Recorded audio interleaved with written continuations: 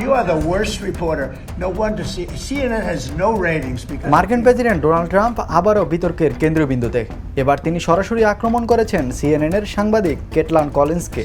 CNN has no ratings because of people like you. You know, Jeffrey Epstein সংক্রান্ত প্রশ্ন তোলায় Trump কলিন্সকে সবচেয়ে খারাপ রিপোর্টার আখ্যা দেন এবং ব্যক্তিগতভাবে মন্তব্য করে বলেন তিনি নাকি কখনো হাসেন না। smile on your face. You know why? You know why you're not smiling? 'Cause you- ঘটনাটি ঘটে এক সংবাদ সম্মেলনে, যেখানে কেটলান কলিন্স জানতে চান যৌন অপরাধী জেফ্রি অ্যাপস্টিন সংক্রান্ত নথি প্রকাশ এবং ভুক্তভোগীর ন্যায় বিচার নিয়ে ট্রাম্পের অবস্থান কি। কিন্তু প্রশ্নের সরাসরি উত্তর না দিয়ে ট্রাম্প বলেন, আমি আপনাকে কখনো হাসতে দেখিনি, আপনি খুবই নেতিবাচক, আপনি সিএনএনের সবচেয়ে খারাপ reporter.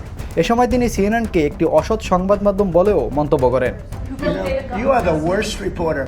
No wonder CNN has no ratings because of people like you. পরে কেটলান কলিন্স জানান তার প্রশ্ন ছিল অ্যাপস্টিনের ভুক্তভোগীর ন্যায় বিচার নিয়ে, ব্যক্তিগত আচরণ বা অভিব্যক্তি নিয়ে নয়।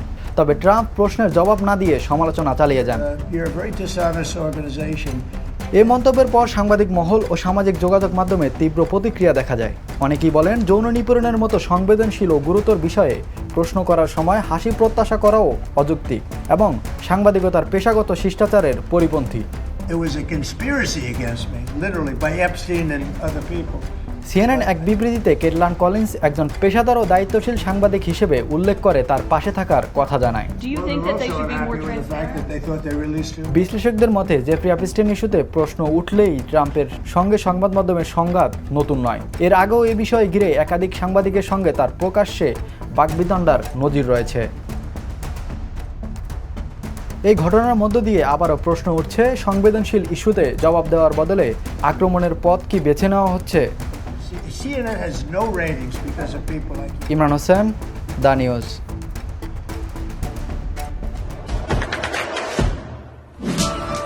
দেশে দেশে সবার সাথে দ্য নিউজ।